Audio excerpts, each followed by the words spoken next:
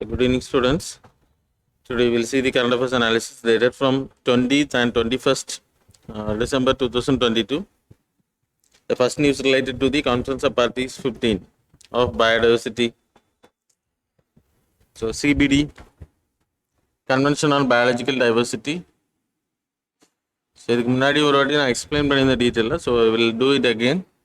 United Nations Conference of Environment and Development. So happened in Rio de Janeiro. Rio Earth Summit.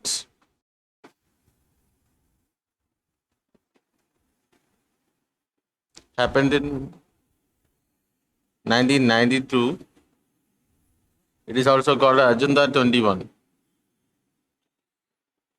So 21st century can agenda idu. In this, 3 agreements came. That is United Nations Framework, Convention on Climate Change, United Nations Convention on Biological Diversity, then CCD, Convention to Combat Desertification. So we will discuss this one. So it was signed in 1993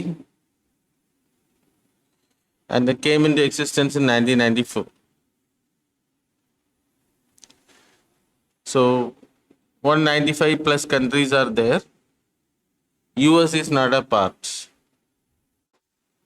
US is not a part of this convention. So the main motive என்ன அப்படின்னா conservation of biodiversity, sustainable use of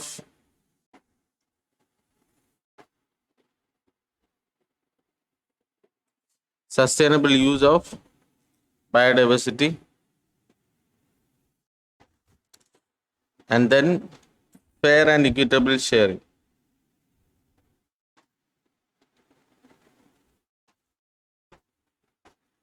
This is access benefit sharing. So இதுக்கு இந்த கன்வென்ஷனை இம்ப்ளிமெண்டேஷனில் கொண்டு வர்றது convention this 3 கோல்ஸை இம்ப்ளிமெண்டேஷனில் ஆப்ஜெக்டிவாக இம்ப்ளிமெண்டேஷனில் கொண்டு வர்றதுக்கு we having conference of parties meeting. First conference of parties held in 1995. அதுக்கு பிறகு it's a biennial meeting. It's not a yearly meeting. So 2 இயர்ஸுக்கு ஒரு வாட்டி தான் இந்த மீட்டிங் நடக்கும்.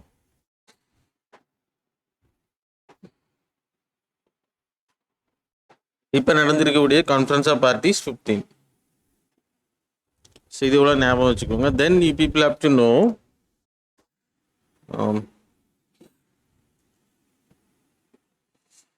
தி UNCBDயில் 2000ல் that's a protocol was signed. That is called the protocol in the conference of parties meeting accepted in the and the protocol is called as Cartagena Protocol.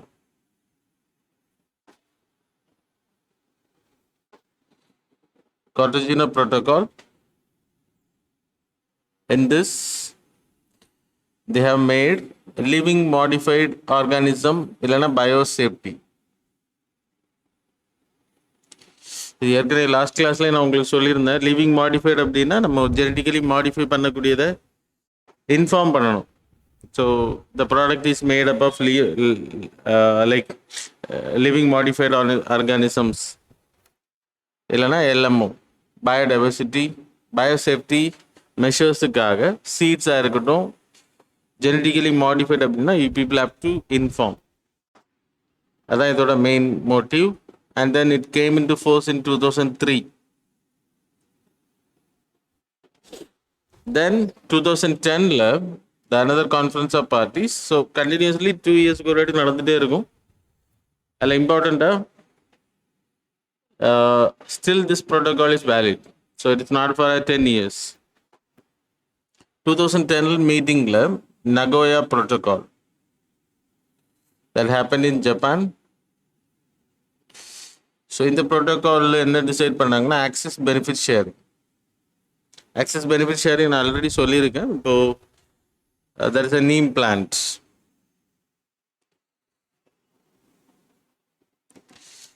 So foreign கண்ட்ரீஸில் இந்தியாவில் அதிகமான நீம் பிளான்ட்ஸ் நேச்சுரல் அவைலபிள் இருக்குது. ஆனால் Japan, China போன்ற கண்ட்ரீஸில் இது available கிடையாது.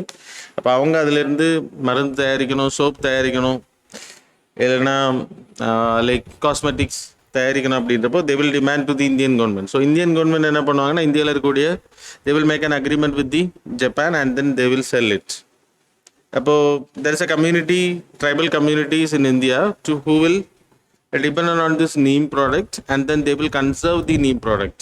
Conservations அதை அதிகப்படுத்துறதுக்கு அவங்க ஒர்க் பண்ணுறாங்க.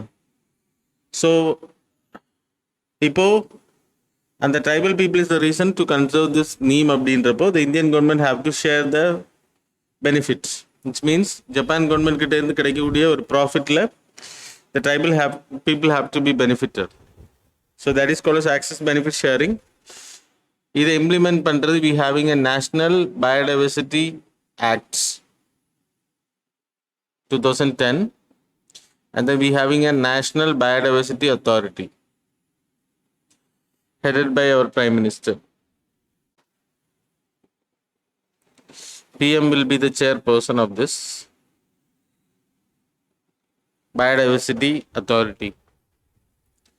ஸோ ஏதாச்சும் ஆக்சஸ் பெனிஃபிட் ஷேரிங்கை இம்ப்ளிமெண்ட் பண்ணுறது இந்தியாவில் ப்ராப்பராக அந்த பீப்புளுக்கு கொண்டு போகிறது.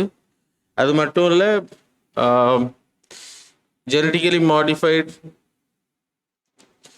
இல்லைன்னா ஏதாச்சும் காடுகளில், நேஷ்னல் பார்க், பயோடைவர்சிட்டி ரிசர்வ் ஏரியாவில் ஏதாச்சும் டேம் கன்ஸ்ட்ரக்ஷன் இல்லைன்னா அந்த காடுகளில் சில பகுதியில் இண்டஸ்ட்ரி கன்ஸ்ட்ரக்ஷன்ஸ் பண்ணணும், அந்த மாதிரி பண்ணணும் அப்படின்னா national biodiversity authority have to give permission. And there is a state biodiversity authority also under the head of chief minister. Around district level there is a BMC, biodiversity committee, management committee. So it is headed by the MP, member of parliament, elected person, and then collector வந்து அதுக்கு deputy சேர்மனாக இருப்பாங்க, wise சேர்மனும். சரியா? So collectors கிட்ட, deputy chairman கிட்ட he will have the details about the district, என்னென்ன biodiversity species வந்து flora and fauna available இருக்குது அப்படின்ற டீட்டெயில்ஸ் எல்லாமே இருக்கும். So they will have the list. So that's a benefit of this biodiversity act. அது மாதிரி living modified organisms இந்தியாவில் introduce பண்ணுறதா இருக்கட்டும், ப்ராடக்ட் வந்து அலோவ் பண்ணுறதா இருக்கட்டும், that is a GEC, cultivation பண்ணுறதுக்கு genetic engineering appraisal committee. They need to give permission. It's a technical board. சரியா? So that's all. Then 2010ல இது கூடவே there is a 10 years agenda release பண்ணாங்க. That is called as Aichi targets, biodiversity targets. ஒரு 10 yearsக்கான 20 targets.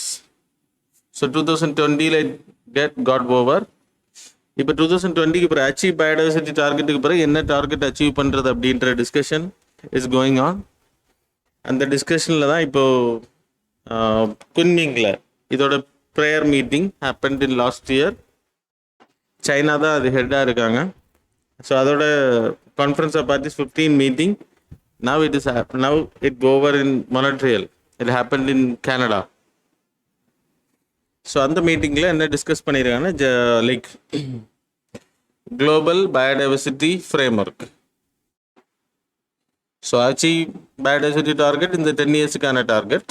அது மாதிரி 2022லேருந்து 30 வரைக்கும் என்னென்ன டார்கெட் இருக்கும் அப்படின்றத டிஸ்கஸ் பண்ணியிருக்காங்க. அதில் மெயினாக அக்செப்ட் பண்ணப்பட்டது என்னெல்லாம் அப்படின்னா, 200 பில்லியனுக்கான fund, the main funds. That is 2030ல we need to invest. அப்போது இயர்லி 20 பில்லியன். நான் அன்றைக்கி சொல்லும்போது 10 பில்லியன் அப்படின்றதான் டிஸ்கஷனில் இருந்துச்சு. அப்போ நான் உங்களுக்கு லாஸ்ட் கரண்ட் அஃபேர்ஸில் 10 பில்லியன்னு சொன்னேன். இப்போ அதை 20 பில்லியன் அப்படின்ற அக்ரி பண்ணியிருக்காங்க. அண்ட் தென் 2030ல it will be reach to 30 billion per year investment to conserve the biodiversity. அப்புறம்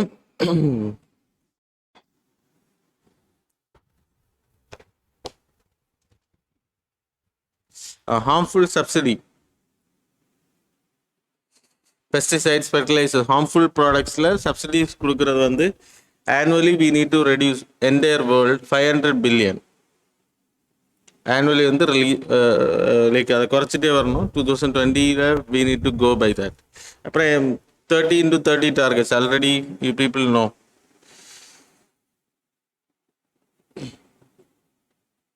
30 into 30 target அப்படின்னா 2013 30% of the land and ocean area for the living beings have to be save பண்ணணும் biodiversity ப்ரொடெக்ஷனுக்காக. அதுக்கு target. அப்புறம் every 5 இயர்ஸுக்கு report கொடுக்கணும் அப்படின்ற category கொண்டு வந்துருங்க. So இதெல்லாமே வந்து பாரிஸ் கிளைமேட் சேஞ்ச் மாடலில் தான் வருது. யுஎன்எஃப்சிசியும் அதே மாதிரி தான் 5 இயர்ஸுக்கு ஒரு வாட்டி அப்டேட் பண்ணணும். So that happens. So that's all about this article. So டீட்டெயில்டாக எக்ஸ்பிளைன் பண்ணியிருக்கேன். இனிமேல் இதை பற்றி அப்டேஷன் வந்துச்சு அப்படின்னா I will go by this part, not explaining every thing. So you people have to update it. சரியா? That's all. The next article related to the what you people are seeing in the northeastern ஏரியாவில் insurgency வந்து ரொம்ப கம்மியாக இருக்குது அப்படின்றத ministry of broadcasting minister வந்து அதை inform பண்ணியிருக்காரு. So just we will discuss. ஸோ டிக்ளைன் ஆனதுக்கான காரணம் நார்த் ஈஸ்ட் இன்சர்ஜென்சின்னு என்னது, discuss those things. So north east insurgency, north east India அப்படின்றப்போ you having Sikkim plus the 7 sisters. That is Assam, Meghalaya, Arunachal Pradesh, அப்புறம் மிசோரம், திரிபுரா, நாகாலாந்து, இதெல்லாமே வந்து சேர்ந்தது. மணிப்பூர், இதெல்லாமே சேர்ந்து 7 sisters category. So 8 states are there. It is bordered with China, அப்புறம் நேபாள், பூட்டான், அப்புறம் பங்களாதேஷ், அப்புறம் you having Myanmar. So these are the main countries bordering the north eastern area. North ஈஸ்டில் இருக்கக்கூடிய ப்ராப்ளம் என்னென்னா கிட்டத்தட்ட 40 million populations are there totally. இதில் lot of ethnic, multi ethnic groups, ethnicity ரொம்ப அதிகம். That is culturally, language based, they are very much different. You people can take Bodo in Assam, அப்புறம் Naga people, Meiti, then you having Mizo people. So these are the categories. Tripura, Bru, Riang people. So a lot of groups are there. So அதனால் சேர்ந்து survey பண்ணுறதுல conflict உருவாகுது. So conflict உருவாகுனால they are demanding for the separate country, separate state. So there is a conflict. அசாமில் அதிகமாக போடோ லேண்டுக்கும் அசாமீஸ் பீப்புளுக்கும் problem இருக்கும், போடோ ட்ரைபல் பீப்புளுக்கும். அது மாதிரி you having in Nagaland. So they demanding for a separate country. Finally we provided 1963 61 we provided separate state. அதுக்கான reason they demanded for secessionist movement. They demanding for the separate country and AFSPA was created. Armed Forces Special Power Act was created for controlling the insurgency in the Assam, so Nagaland area. There is a NSCN, Nagaland Socialist Council of Entire Nagaland. That is NSCN Kaplang, NSCN KK is there. So a lot of insurgency groups are there. அப்புறம் border லேண்டுக்கு தனியாக இருக்குது. உல்ஃபா அப்படின்ற ஒரு தீவிரவாத அமைப்பு இருக்குது. United land front of Assam. So liberation front, sir not land, united liberation front of Assam. So Asom. So இது மாதிரி நிறைய குரூப்பிங்ஸ் இருக்குது. Group is there. Bodoland people, Bodoland territorial groups are there. So these are the terrorist groups. They will do attacks in those areas. So insurgency அதிகமானதுக்கான reason ஒரு reason இது. இன்னொரு reason development வந்து நம்ம மெயின்லேண்ட் இந்தியா மாதிரி north eastern India was not developed. Still there's a connectivity problems இருக்குது. They don't have any facilities, health facilities, education, universities. Most students will study in the mainland India from the north east. அது ஒரு மிகப்பெரிய reason. North ஈஸ்டில் வந்து அதிகமான like they will feel isolated, செப்பரேட்டடாக இருக்கிற அலினியேஷனாக ஃபீல் பண்ணுறாங்க. That's a main reason. அப்புறம் சைனா போன்ற நாடுகள், Bangladesh is supporting for us. But Myanmar, you people know, மியான்மர்லேயே நாகா பீப்புள் இருக்காங்க. So they will get support from the China. China is giving arms. So they are protesting against our government. So இதுக்கு ஒரு China ஒரு reason. அது மாதிரி வேறு கண்ட்ரீஸும் ஒரு ரீசனாக இருக்குது. பாகிஸ்தான், பங்களாதேஷில் ஈஸ்ட் பாகிஸ்தான் கண்ட்ரோலில் இருந்தப்போ, பாகிஸ்தானோட கண்ட்ரோலில் இருந்தப்போ they were supporting for the Assam groups, ULFA groups. So these are the problems mainly. Terrorist group external support இருக்குது. டெமோக்ராஃபிக் சேஞ்சஸ் மெயினாக அந்த ஏரியாஸ் வந்து அதிகமான பாப்புலேஷன். இப்போ Bangladeshi population migration we have seen, Rohingya Muslim population migration, Myanmar people migrations are there. So இதனால அவங்களோட ethnicity effect ஆகும் அப்படின்றப்போ they are going for violent activities. That's a main reason. இப்போ ரெடியூஸ் ஆனதுக்கான ரீசன் இது எல்லாமே தடுக்கிறதுக்கான மெஷர்ஸ் நம்ம பண்ணியிருக்கோம். AFSPA and then we signed lot of agreements with the Assam government, that is Assam accord. அது மாதிரி ப்ரூ ரியாங் பீப்புள் கிட்ட நம்ம ஒரு அக்ரிமெண்ட் சைன் பண்ணியிருக்கோம். அது மாதிரி என்எஸ்ஏஎன் குரூப்ஸ் கிட்ட பேச்சுவார்த்தை மூலமாக அந்த ப்ராப்ளம்ஸை தீர்க்கிறதுக்கு we signed a ceasefire agreement. So இதே மாதிரி நிறைய அக்ரிமெண்ட்ஸ் பண்ணது மிகப்பெரிய ரீசன். இப்போது அங்கே இருக்கக்கூடிய கேசஸ் வந்து கம்மியாகிறதுக்கான ரீசன். தீவிரவாத அமைப்புகளை நம்ம ஒடுக்கியிருக்கோம். உல்ஃபா அமைப்புகள் எல்லாம் with the Bangladesh cooperation they will do hideouts in the Bangladesh forest area. So we made Operation Sunrise and then we attacked in those forested area. Amari Bhutan கூட we having an agreement. Hideout பண்ணக்கூடிய terrorist எல்லாமே பிடிக்கிறதுக்கு Bangladesh government நமக்கு help பண்ணியிருக்காங்க. So இந்த மாதிரி நிறைய விஷயங்கள் பண்ணதுனால now the decline of insurgency by 80%. So that's why it is important. So in the security paper it's important. That's all. So next article related to the good governance. So this week will be considered as a good governance week. So good governance அப்படின்ற word it was coined by UNDP as well as World Bank. Good governance அப்படின்னா participatory, people participation in the government, consensus oriented. So good governance அப்படின்னா 8 like key things they have announced. People participation in the government, அப்புறம் consensus oriented government,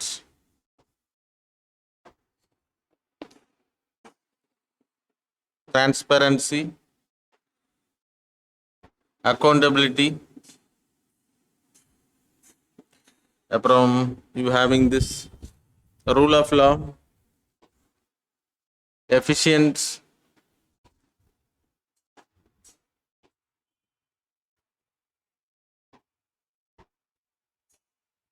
efficiency, effective response, effectiveness, இல்லைனா efficient and effectiveness, you can take this. அப்புறம் responsive government,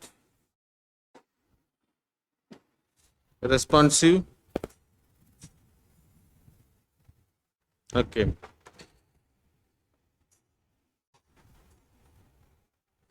Rule of law was written, consensus, equitable and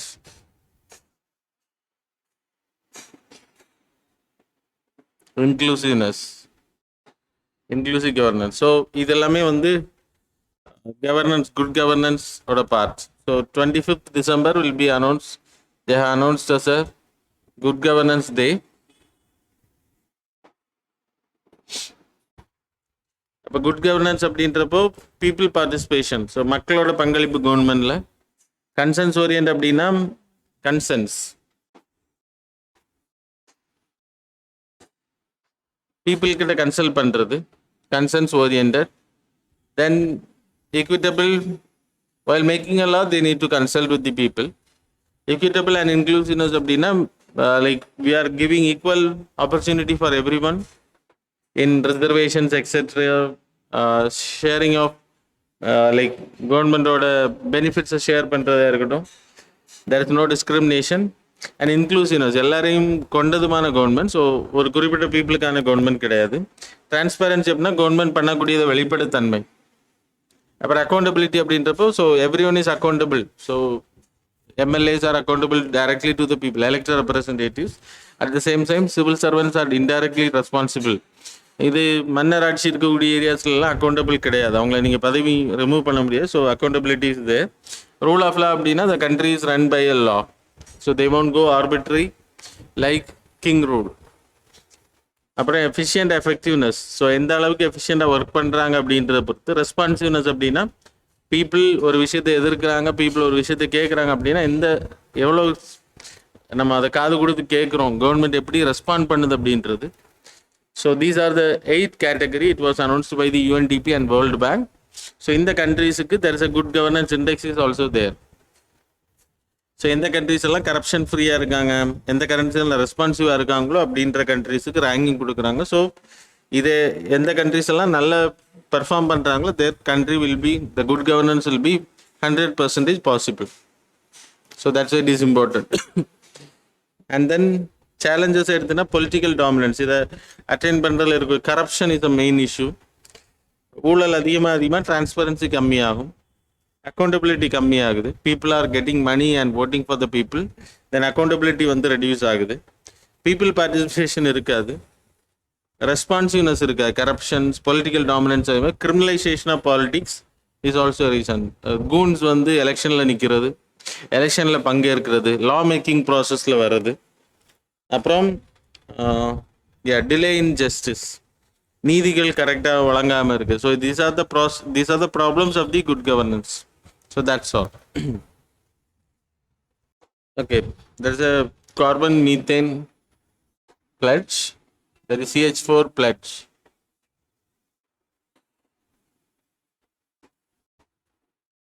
By US and European Union 2030 they need to reduce the amount of methane or effect, that is 30%. So yeah, methane on this 6 greenhouse gases like carbon dioxide. Carbon dioxide is the main first major gas in the greenhouse gas. And the second main contributor இருக்கிறது CH4. இதோட global warming potential, carbon டை ஆக்சைடை compare பண்ணும்போது இதோட global warming 17 times higher than the carbon dioxide. So it is also dangerous for the climate change. So இதை stop பண்ணுறதுக்காக, so 80 times 17% contribution in the greenhouse gas, மீத்தேனோட contribution. So இதை reduce பண்ணும்போது நம்மளோட 0.2 degree Celsius ஹீட்டை கம்மி பண்ண முடியும் அப்படின்ற US அண்ட் யூரோப்பியன் யூனியன் நம்புகிறாங்க. அதனால தான் இது இனிஷியேட் பண்ணியிருக்காங்க. அந்த clean air programme, there is a oil and natural gas கம்பெனிஸுக்கான மீத்தேன் பிளட்ஜ் லான்ச் பண்ணியிருக்காங்க.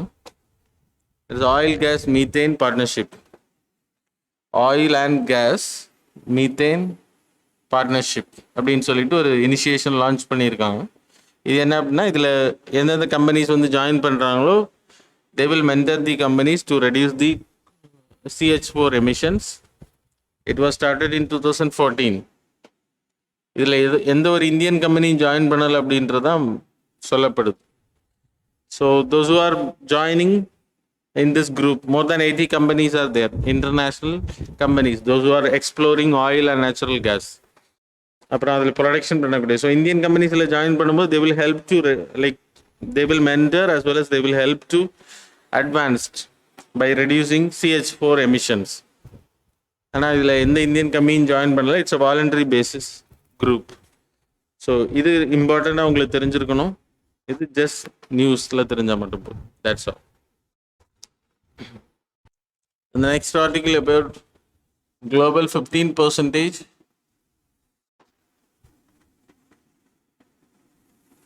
minimum tax. So minimum taxation reason என்ன அப்படின்னா, so a lot of countries are acting as a tax haven country. Example, மொரீஷியஸில் tax free கண்ட்ரியாக இருக்கும். So யூஎஸ்லேருந்து ஒரு company இந்தியாவில் invest பண்ணணும்னா they will directly coming to India, they need to pay tax to India. If Mauritius could have, we have signed a double taxation avoidance agreement. In that, ஏதாச்சும் company இங்கே investment பண்ணி capital gain பண்ணுறாங்க அப்படின்னா அந்த டேக்ஸை மொரீஷியஸுக்கு பே பண்ணணும், not to India. So what they will do, இப்போ Vodafone இந்தியாவுக்குள்ளே வராங்க அப்படின்னா they will come to Mauritius and they will become a resident company here. They will register because Mauritius is a tax haven country. Automatically மொரிஷியஸ்ல இருந்து இந்தியாவுக்குள்ள invest பண்ணுவாங்க. So இந்தியாவுக்குள்ள Vodafone invest பண்ணும்போது capital gain கிடைக்குது அப்படின்னா they need to pay tax here. ஆனால் இங்கே tax கம்மி, tax ரொம்ப கம்மியாக இருக்கும், இல்லைன்னா ஜீரோவாக இருக்கும். அப்போ டேக்ஸே பே பண்ணாமல் they will take the money to USA. UK. So it's a cheating. So it will reduce the base erosion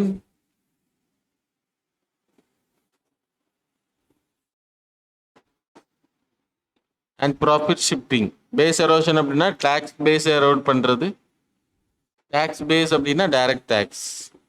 so companies capital gain நம்ம இந்தியாவில் பே பண்ண வேண்டியது அவங்க வந்து எரோட் பண்ணுறாங்க by using our infrastructure etcetera. இந்தியாவில் லேண்டை ரிசோர்ஸஸ் பயன்படுத்த இந்தியா பீப்புளோட பணத்தை எடுக்கிறாங்க. But they will pay only service taxes GST. But capital gain tax அவங்க பே பண்ண மாட்டாங்க, தே வில் எஸ்கேப். ஸோ இதை தடுக்கிறதுக்காக we are like making changes in the DTA. So we will see that. அது மாதிரி ஓஇசிடி வந்து இதை implement பண்ணியிருக்காங்க. இப்போ பேஸ் எரோஷன் ப்ராஃபிட் ஷிஃப்டிங்கை தடுக்கிறதுக்கு மினிமம் எல்லா கண்ட்ரீஸும் they need to have a 15% taxation. அதில் 136 countries agreed for it, including US, European Union, India. So minimum ஒரு கண்ட்ரியில், நம்ம கண்ட்ரியை பொறுத்த வரைக்கும் 25%, 22% taxation இருக்குது, கார்பரேட் இன்கம் டேக்ஸ். ஸோ அது எல்லா கண்ட்ரிஸும் வந்து ஒரு 15% taxation வச்சுருக்கணும் அப்படின்ற ஒரு ரூல்ஸை கொண்டு வராங்க. அப்படி கொண்டு வரதுனால என்ன ஆகும் அப்படின்னா, பீப்புளுக்கு லைக் கவர்மெண்ட்டுக்கு அதிகமான வருமானம் வரும். கவர்மெண்ட்டுக்கு அதிகமான வருமானம் வரும்போது they won't go like this route. Cheat பண்ண மாட்டாங்க. தே கேன் பட்ஜெட்டை வந்து சந்திக்க முடியும். They don't need to go for in deficit. So suppose corporate companies investment அதிகமாக பண்ணணும் அப்படின்றனால ஜீரோ டாக்ஸேஷன் சிஸ்டம் போவாங்க.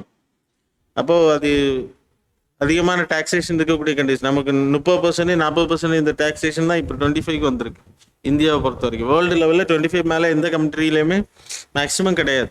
அப்போ இவங்க ரெடியூஸ் பண்ணி இனிமேல் 15 கீழே வந்துடுவாங்க. அப்படின்றனால தான் குளோபல் லெவலில் there should be a minimum 15% corporate taxes should be there அப்படின்ற முடிவெடுத்து இனிஷியேட் பண்ணியிருக்காங்க. ஸோ G20 ரோமில் நடந்த லாஸ்ட் மீட்டிங்கில் it was decided and it was like agreed by 136 countries. That's why global minimum taxation அப்படின்னா இது தெரிஞ்சுக்கோங்க. கார்பரேட் இன்கம் டேக்ஸை பற்றி தான் சொல்லுது. That's all. The next article related to the carbon markets. So carbon market systemல நம்ம ரீசெண்டாக energy conservation bill 2022 bill வந்து introduce பண்ணி பார்லமெண்ட்டில் பாஸ் ஆயிடுச்சு. அப்படின்ற ஒரு ஹவுஸில் பாஸ் ஆயிடுச்சு, நெக்ஸ்ட் ஹவுஸ் போகுது. The parliament is opposing the bill to like recommend to the standing கமிட்டிக்கு வந்து ரெக்கமெண்ட் பண்ணணும் அப்படின்றத ரெக்கமெண்ட் பண்ணியது. பிகாஸ் கார்பன் மார்க்கெட் கரெக்டாக இல்லை அப்படின்றத சொல்லியிருக்காங்க. That is not important for us. We need to know about the carbon market. Already we have studied. Carbon marketing system Kyoto protocol மெக்கானிசமில் வருது. கீட்டோ ப்ரோட்டோகால் மெக்கானிசமில் it was introduce while introducing there is a carbon credit system, carbon credit, அப்புறம் CDM, carbon clean development mechanism and joint implementation mechanism. இதை introduce பண்ணாங்க Kyoto ப்ரோட்டோகாலில். And then carbon credit system இன்றைக்கும் Paris climate change அக்ரிமெண்ட்டில் Article 6ல it is a part. So carbon credit system அப்படின்னா, இப்போ example UNFCCC will like measure 1 ton of carbon is equal to 1 unit, and then this charges will be also fixed by the UNFCCC.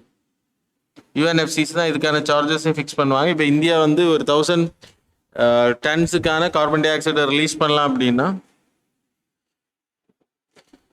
Indian government என்ன பண்ணுவாங்கன்னா அந்த டார்கெட்ஸை யார் மேலே வைப்பாங்க, இந்தியாவில் இருக்கக்கூடிய கம்பெனிஸ்க்கு வந்து பிரித்து கொடுப்பாங்க. இப்போ Reliance industries they can release 100 tons, இப்படி ஒவ்வொரு கம்பெனிக்கும் பிரித்து கொடுப்பாங்க.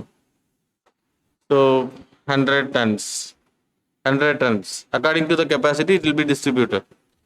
இப்போது ரிலையன்ஸ் இண்டஸ்ட்ரீஸ் வந்து அவங்க முன்னாடி இருந்த டெக்னாலஜி எல்லாம் சேஞ்ச் பண்ணுறாங்க. They are using solar powers அவங்க வந்து கார்பன் டை ஆக்சைடை ரிலீஸ் பண்ணாமல் இருக்க ஃபில்டர்ஸ் எல்லாம் பயன்படுத்துகிறாங்க. ஸோ அதன் மூலமாக கார்பன் எமிஷன்ஸை தடுக்கிறாங்க. அப்போ அவங்களோட கார்பன் எமிஷன்ஸ் வந்து 50 டன்ஸ் தான் அவங்க ரிலீஸ் பண்ணுறாங்க. அவங்களோட டார்கெட் வந்து 100, ஆனால் 50 தான் ரிலீஸ் பண்ணுறாங்க. ஆனால் இவங்க வந்து 150 ரிலீஸ் பண்ணுறாங்க அப்படின்னா இந்த அதிகமாக இஷ்யூ பண்ணுறது ரிலீஸ் பண்ணுறதுக்கான இவங்க வந்து 50 டன்ஸுக்கு ஒரு சர்டிஃபிகேட் இஷ்யூ பண்ணலாம். அந்த சர்டிஃபிகேட்டை இவங்க வாங்கிக்கலாம். ஸோ இப்போ இவங்களுக்கு 50 டன்ஸுக்கான காசு வந்து கிடைக்கும் அக்கார்டிங் டு திஸ் மார்க். இதுக்கு பேர் தான் கார்பன் ட்ரேடிங் சிஸ்டம்னு பேர். So it will B funded in the clean development mechanism. Clean development solar projects and then யாரெல்லாம் கார்பன் எமிஷனை கம்மி பண்ணுறோம் அவங்களெல்லாம் ரிவார்ட் பண்ணுறோம், பனிஷ் பண்ணலை. அப்போ இந்த கம்பெனிஸ் என்ன பண்ணுவாங்க, இப்போ Adani groups are doing lot of solar projects ராஜஸ்தானில், அதே மாதிரி தமிழ்நாட்டில் சிவகங்கையில் பண்ணியிருக்காங்க. ஸோ இதெல்லாம் எதுக்கு பண்ணுறாங்க அப்படின்னா அதிகமான லைக் அவங்க வந்து விற்கிறதுக்கு, கார்பன் ட்ரேடிங் பண்ணுறதுக்கு. அப்போ இட் வில் பெனிஃபிட் மோர். அப்போ யார் யார் அதை கார்பன் எமிஷனை கம்மி பண்ணுறாங்களோ they will get monetary support and reward கிடைக்குது அப்படின்னா அதிகமான இன்வெஸ்ட்மெண்ட் அதிகமாக. Then we can reduce the carbon dioxide emission. இது எதனால் இப்போ இம்பார்ட்டன்ட் அப்படின்னா எனர்ஜி கன்சர்வேஷன் பில் வந்து இப்போது பாசிங் ப்ரொசீஜரில் இருக்குது. நம்ம ஆல்ரெடி படித்தோம். இது பாஸ் பண்ணுறதுக்கான ரீசன் என்ன அப்படின்னா நமக்கு ஆல்ரெடி தெரியும். there is a nationally determined contribution. Paris climate change agreement அடிப்படையில் நம்மளோட carbon dioxide emission 45% intensity 2030 நம்ம ரெடியூஸ் பண்ணணும். பேஸ் இயர் வந்து 2005. அப்புறம் நம்மளோட ரினியூவபிள் எனர்ஜி சோர்சஸ் 50% எலக்ட்ரிசிட்டி வந்து ரினியூவபிள் எனர்ஜியில் இருக்கணும் அப்படின்றது. அப்புறம் 500 ஜிகாவாட்டுக்கான non fossil fuel based energy create பண்ணுறது. அப்புறம் 1 பில்லியன் டன்ஸுக்கான ஃபாரஸ்ட் கவர், புதிய ஃபாரஸ்ட் உருவாக்குறது. அப்புறம் நெட் ஜீரோ பை 2070. ஸோ இந்த டார்கெட் இம்ப்ளிமெண்ட் பண்ணுறது தான் இந்த மெக்கானிசம். நம்ம எனர்ஜி கன்சர்வேஷன் பில்லை சேஞ்ச் பண்ணியிருக்கோம். எனர்ஜி கன்சர்வேஷன் ஆக்ட் 2000 வந்து அமெண்ட்மெண்ட் பண்ணி இப்போ மூவ் பண்ணியிருக்கோம். That's it came in news. சரியா? இதில் நீங்கள் தெரிஞ்சுக்க வேண்டிய carbon marketing mechanism, carbon credit, clean development மெக்கானிசம்னா என்ன அப்படின்னா சோலார் எனர்ஜி, ரினியூவபிள் எனர்ஜியில் அந்த கம்பெனிஸ் வந்து இன்வெஸ்ட் பண்ணுறது. கம்பெனிஸ் இல்லைனா கவர்மெண்ட் அந்த இன்வெஸ்ட் பண்ணும்போது அதில் ஒரு சர்டிஃபிகேட் கிடைக்கும். அந்த certificate also trader. Joint implementation என்ன அப்படின்னா it's Kyoto protocol concept. Kyoto ப்ரோட்டோகாலில் என்ன அப்படின்னா பாரிஸ் கிளைமேட் சேஞ்ச் வர்றதுக்கு முன்னாடி there is a concept Kyoto protocol. அதில் என்ன அப்படின்னா யாராச்சும் டெவலப்டு கண்ட்ரிஸ் வந்து கார்பன் எமிஷன்ஸ் பண்ணுறாங்கன்னா பெனால்ட்டி இருக்குது. டெவலப்பிங் கண்ட்ரிஸ் அவங்க கார்பன் எமிஷனை அதிகமாக வெளியிட்டாலும் நோ பெனால்ட்டி. அதுக்கு பேர் காமன் பட் டிஃப்ரென்ஷியேட்டட் ரெஸ்பான்சிபிலிட்டின்னு பேர். எல்லாருக்குமே காமன் கார்பன் டார்கெட்ன்றது ரெடியூஸ் பண்ணணும், கிளைமேட் சேஞ்சை தடுக்கணும் அப்படின்றது. ஆனால் டிஃப்ரென்ஷியேட்டட் ரெஸ்பான்சிபிலிட்டி அப்படின்றப்ப சில கண்ட்ரிஸ், டெவலப்பிங் கண்ட்ரீஸுக்கெல்லாம் அந்த பெனால்ட்டி கிடையாது. யூஎஸ் போன்ற கண்ட்ரிஸ், டெவலப்டு கண்ட்ரிஸ் தான் அந்த கார்பன் எமிஷனுக்கு மெயின் ரீசன். அவங்களுக்கு மேலே penalty.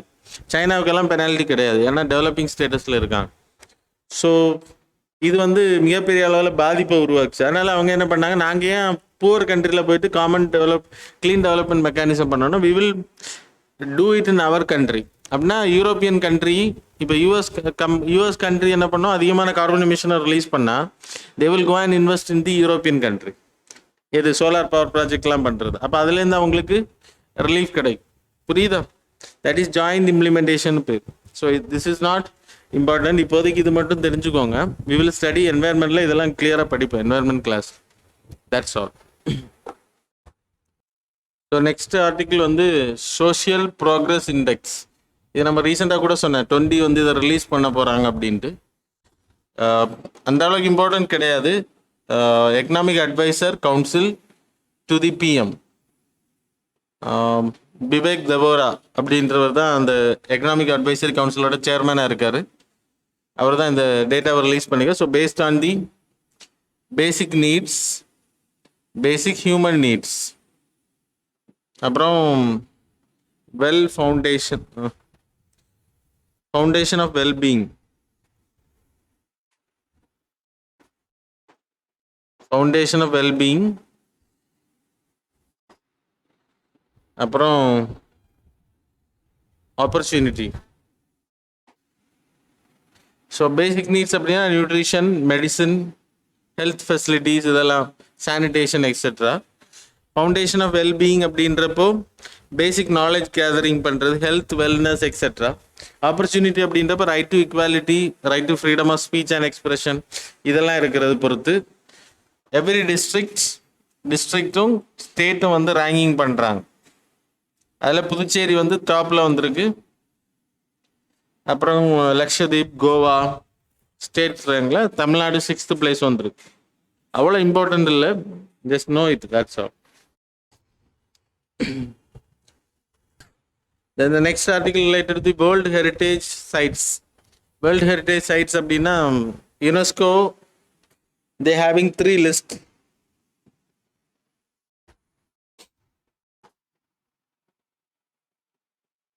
UNESCO world heritage sides அப்படின்ற ஒரு லிஸ்ட் அனௌன்ஸ் பண்ணுறது. அதில் 3 கேட்டகரி. ஒன்று வந்து கல்ச்சரல் சைட்ஸ். இப்போ கல்ச்சரல் சைட்ஸ்னால் மகாபலிபுரம், இந்த கோயில்கள், சிற்பங்கள், இதெல்லாம் இருக்குல்ல, கல்ச்சரல். நேச்சுரல் சைட்ஸ்ன்னு எடுத்திங்கன்னா இப்போது வெஸ்டர்ன் காட்ஸ் பயோடைவர்சிட்டி ஹெரிட்டேஜ் சைட்டாக இருக்குது யுனெஸ்கோவோடது. அப்போ இந்த ஹெரிட்டேஜ் சைட்ஸ் வந்து எதனால் அனௌன்ஸ் பண்ணாங்கன்னா நிறைய உயிரினங்கள், ஃப்ளோரா அண்ட் ஃபானா, பறவையிலேருந்து லைக் ஸ்பீஷீஸ், அனிமல்ஸ், அப்புறம் you having this different varieties, endemic plant varieties நிறைய இருக்குது. அதனால் அதை ஹெரிட்டேஜ் அனௌன்ஸ் பண்ணியிருக்காங்க. அப்புறம் மிக்சர் அப்படின்னா ரெண்டும் கலந்தது. அப்படி 3 விதமான லிஸ்ட். இந்தியாவை பொறுத்த வரைக்கும் 40 ஹெரிட்டேஜ், மொத்தம் 40. அதில் 32 கல்ச்சரல் சைட்ஸ் இருக்குது. இப்போ மகாபலிபுரம் நான் சொன்னேன் உங்களுக்கு, தஞ்சை பெரிய கோயில் வரும். ஸோ இதெல்லாமே heritage sites category. Ellora cave, இதெல்லாமே ஹெரிட்டேஜ் சைட்ஸ் கேட்டகரி. நேச்சுரல் சைட்ஸ்னால் வெஸ்டர்ன் காட்ஸ் சொன்னேன்ல, அதில் நமக்கு எத்தனை இருக்குன்னா 7. நம்பர்லாம் தேவையில்லை, என்னன்னு புரிஞ்சுக்கோங்க. மிக்சட் அப்படின்னா 2 கலந்தது. Kanchenjunga only 1 in India. Kanchenjunga சிக்கிமில் இருக்கக்கூடிய அந்த மலை சிகரம், அது வந்து கல்ச்சரல். ஏன்னா அங்கே நிறைய ராக்கெட் ஸ்கல்ப்சர்ஸ் எல்லாம் இருக்குது. ஸோ அதனால் அது மட்டும் இல்லை, அங்கே national park is also they, Kangchenjunga national park. So அந்த ஏரியா ரொம்ப இம்பார்ட்டன்ட். ஸோ ரெண்டுக்குமே அது ப்ரொடெக்டட் ஏரியா. இதில் இந்தியாவில் இப்போ இருக்கக்கூடிய 40 லிஸ்ட் இருக்கு, சரியா? இப்போது இதில் யுனெஸ்கோவோட டென்டேட்டிவ் லிஸ்ட்டுன்னு சொல்லிட்டு ஒன்று அனௌன்ஸ் பண்ணுவாங்க. அப்படின்னா இந்த லிஸ்ட்டில் வர்றதுக்கு முன்னாடி எதெல்லாம் யுனெஸ்கோவுக்கு வரணும் அப்படின்றத நம்ம ரெக்கமெண்ட் பண்ணுவோம். இந்தியன் கவர்மெண்ட் வந்து ரெக்கமெண்ட் பண்ணுவாங்க யுனெஸ்கோவுக்கு. அதை வந்து டென்டேட்டிவ் லிஸ்ட்டில் செலக்ட் பண்ணி, அதுலேருந்து செலக்ட் பண்ணி டென்டேட்டிவ் லிஸ்ட்டில் 1 வருஷத்துக்கு வச்சுருப்பாங்க. அதில் இருந்து தான் இந்த லிஸ்ட்டுக்கு அதுக்கு மாற்றுவாங்க. இப்போது மொதேரா டெம்பிள் நீங்கள் போய் பாருங்கள். So you will get the images. It's a sun temple. Modhera sun temple. இது வந்து சாளுக்கியன் டைனஸ்டி பீரியடில் கன்ஸ்ட்ரக்ட், சோலங்கின்னு சொல்லலாம், இல்லைனா சாளுக்கியன் டைனஸ்டி. பீமா 1 அப்படின்ற ஒரு ரூலர், ஹிஸ்ட்ரியில் நம்ம படிப்போம், ஏன்ஷியன் ஹிஸ்ட்ரியில். பீமா 1 அப்படின்ற ஒரு ரூலர் வந்து கன்ஸ்ட்ரக்ட் பண்ண டெம்பிள். இதில் என்ன அப்படின்னா, நம்ம நார்த் இந்தியனுக்கும் சவுத் இந்தியனுக்கும் டிஃப்ரென்ஸ் என்ன அப்படின்னா, நம்ம கோயில்களில் ஹிந்து டெம்பிள்ஸில் நீங்கள் எங்கே போனாலும் தெப்பக்குளம் பார்க்கலாம். நார்த் இந்தியன் நகரா ஸ்டைல் டெம்பிள்ஸ், அதான் நகரா ஸ்டைல், நம்ம திராவிடியன் ஸ்டைல், அங்கெல்லாம் தெப்பக்குளம் இருக்காது. ஆனால் இவங்க பீமா வந்து இவங்க சோலங்கி டைனஸ்டி கன்ஸ்ட்ரக்ட் பண்ணக்கூடிய டெம்பிள்ஸில் எல்லாமே வந்து தெப்பக்குளம் மாடலில் ஒன்று வச்சுருப்பாங்க. அந்த கோயிலோட நடுப்பகுதியில் தண்ணி இருக்கும். ஸ்டெப் வெல் டேங்க்ஸ்னு பேர். அது ஃபீச்சர். நகரா ஸ்டைல் தான், இவங்க நார்த் இந்தியன் ஸ்டைலில் தான் டெம்பிள்ஸ் கட்டுவாங்க. ஆனால் வேற எங்கேயும் இல்லாத ஒரு டிஃப்ரென்சியேஷன் இஸ் தேர். இந்த டெம்பிள் வந்து இப்போ டென்டேட்டிவ் லிஸ்ட்டில் ஆட் பண்ணியிருக்காங்க. அது மாதிரி குஜராத்தோட ஒரு பிளேஸ் தட் இஸ் பத்னா நகர், 2700 வருஷமாக ஃபுல்லாகவே ஹியூமன்ஸ் வாழ்ந்துகிட்டே இருக்கக்கூடிய பகுதி. இன்னைக்கு வரைக்கும் ஹியூமன்ஸ் வந்து ஹேபிடேட் பண்ணக்கூடிய பகுதி, சரியா? அதனால் அதுக்கு. அப்புறம் உனக்கோட்டி, அது வந்து திரிபுராவில் இருக்குது. உனக்கோட்டி அது மலையில் வந்து ஸ்கல்ப்சர்ஸ் வந்து குடஞ்சி வச்சுருக்காங்க, சைவ பக்தர்கள். ஸோ அது கொஞ்சம் இம்பார்ட்டன்ட். ஸோ இதெல்லாமே இப்போ டென்டேட்டிவ் லிஸ்ட்டில் ஆட் பண்ணியிருக்காங்க. இன்னும் இங்கே வரல. இங்கே வந்தால் மொதேரா வந்து கல்ச்சரில் வரும், உனக்கோட்டியும் கல்ச்சரில் தான் வரும். நான் இப்போ சொன்னது எல்லாமே கல்ச்சரில் தான் வரும். நேச்சுரல் எதுவுமே இல்லை. சரியா? So that's why it is important. That's all. அப்புறம் next news and the final one, P75 project 75. இப்போ ரீசெண்டாக நம்ம ப்ராஜெக்ட் 15 படித்தோம், ஞாபகம் இருக்கா? ப்ராஜெக்ட் 15 INS டிஸ்ட்ராயர், கப்பல்களை உருவாக்குறதுக்கு, Indian naval ship sub destroyer. 75 வந்து என்ன அப்படின்னா ப்ராஜெக்ட் 75 அப்புறம் ப்ராஜெக்ட் 75I ஒன்று இருக்குது, 2 இருக்குது. ப்ராஜெக்ட் 75ல 6 ஸ்கார்பீன்ஸ் அப்படின்னா கன்வென்ஷனல் ரேஞ்ச். நமக்கு சப்மரைன்ஸ் வந்து நியூக்ளியர் வெப்பன், நியூக்ளியர்லேருந்து எனர்ஜி ப்ரொடியூஸ் பண்ணி கரண்ட்டை உருவாக்கி கப்பல், நீர்மூழ்கி கப்பல் ஓடுறதும் இருக்குது. அதே மாதிரி டீசலில் ஓடக்கூடியதும் இருக்குது. டீசலில் ஓடக்கூடியதை பண்ணக்கூடியது ப்ராஜெக்ட் 1999 இது ஸ்டார்ட் பண்ணோம். ஃப்ரான்ஸ் கூட அக்ரிமெண்ட் போட்டு 6 ஸ்கார்பியன்ஸ் வந்து இது வரைக்கும் நம்ம டிசைன் பண்ணியிருக்கோம். அதில் இப்போ 5வது வந்து ரிலீஸ் பண்ணியிருக்கோம். 5 தான் முடிஞ்சிருக்கு, இன்னொன்று ட்ரையலில் இருக்குது. சரியா? INS Calvary, INS Khanderi, INS Vagsheer, INS வேலா, அப்புறம் INS கராஞ்ச், மொத்தம் 5. இப்போ நம்ம ரிலீஸ் பண்ணியிருக்குது INS வகீர். இனி அடுத்து வரக்கூடியது INS பக்ஷீர், நெக்ஸ்ட் இயர் வரும், ஜானில் அது கமிஷனிங் ஆகும். சரியா? ஸோ இது இம்பார்ட்டன்ட். ஸ்கார்பியன்ஸ்னால் என்னன்னு தெரியணும். ஸ்கார்பியன் கன்வென்ஷனல் அப்படின்னா டீசல் பயன்படுத்தி ஓடக்கூடியது, நீர்மூழ்கி கப்பல். ப்ராஜெக்ட் 75 நீர்மூழ்கி கப்பல். ப்ராஜெக்ட் 15 வந்து டிஸ்ட்ராயர்னா போர் கப்பல். அது இது ரிலேட்டட் டு வாட் அப்படின்றதான் கொஸ்டின்ஸ் கேட்பாங்க. That's all. So that's all about today's current affairs and yesterday's one. Now we will move to the MCQ. Do it fast. Time left. Okay, question number 1. With reference to the Geographical Indication Tag, consider the following statement. Statement number 1, it is a part of intellectual property rights that comes under the Paris Convention. Statement number 2, once the product gets this tag, any person or a company cannot sell a similar item under that name. Which of the statements given above is are correct? So options are correct. Next one, with reference to the Northeastern Council, consider the following statements. Statement number 1, it is under the administrative purview of Ministry of Home Affairs. Statement number 2, it comprises governor, chief ministers and constituent states. Governor, chief ministers of the constituent state and 3 members nominated by the president. Which of the statements given above is are correct? Options are A, 1 only, B, 2 only, C, both, D, neither. Question number 3. With reference to the surface water ocean topography, consider the following. It is launched by the ISRO. Statement number 2. It will help surviving water bodies around the, help in surveying the water bodies around the globe. So options select பண்ணிக்கோங்க. Pass பண்ணி நீங்கள் answer பண்ணுங்க. Okay. Then with reference to the Raktsey Karpo Apricots, consider the following. This is being promoted under one district, one product for Kargil.